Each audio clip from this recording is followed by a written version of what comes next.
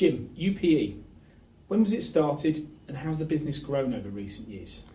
UPE started in 1999 and we were lucky enough to get an opportunity to machine some very tricky aerospace components early on.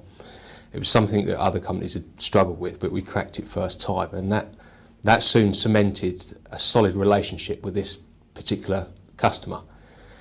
And that customer's stuck with us, is still with us today. We have many more customers, obviously, but it was that early break that allowed us to grow. So that's 15 years of trading? Yes. And how many people do you employ now? We employ 43 people now and still recruiting. Really? And what industries would you serve? We're heavily involved in the aerospace industry. Motorsport and medical are our main three. And that would be subcontract? Subcontract, yes. And do you have your own product as well? Yes, we do. I'm a keen angler, and it's surprising the amount of opportunities for engineered products in the fishing industry. All our products are CAD designed, and being UPE, they're high-end, first-class products, and we're widely recognised as being the finest in the industry. Okay, and you obviously need machine tools to manufacture, and you've got a pretty substantial machine shop down there that we've Yes. seen. How do you go about your purchase selection? Well, firstly, we only buy new machinery.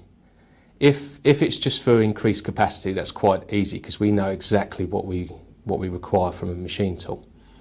If it's for a new application, we carefully plan out exactly what we need from that machine and then research the machines from there. But in every case, performance, reliability and customer service is key. And FANUC, you've got Yes. a few FANUC machines. Your investment in FANUC has obviously been substantial as well. Why have you gone with FANUC, and what continues to enable you to invest in their machinery? Well, the Robodrill in particular, I mean, it's quite easy for me to answer. I love the small footprint of the machine. The tool changer is so fast, and the way in which the machine moves and the accuracy just shaves minutes off of any cycle time. They're very easy to set and operate, and the reliability of the Robodrills are second to none. They're by far the most reliable machines that we have in the factory. We purchased our first Robodrill in 2001. We work our machines extremely hard, day and night, and that very first machine, the downtime that we've had on that machine is not even worth mentioning. So how many FANUC machines have you got then, Jim? We have 4 currently. We're ready to order 2 more. This time we're going to go with a robot loader between the 2 machines, and I'm sure there will be more in the future. So what's your projection for UPE over the next couple of years? We have a passion for everything engineering, and we love efficiency. And I often ask the guys out there about the part that they've just machined, could it be any better? And the answer needs to be no. So in answer to your question, we will continue doing what we do best, and that was always taking care of our natural progression.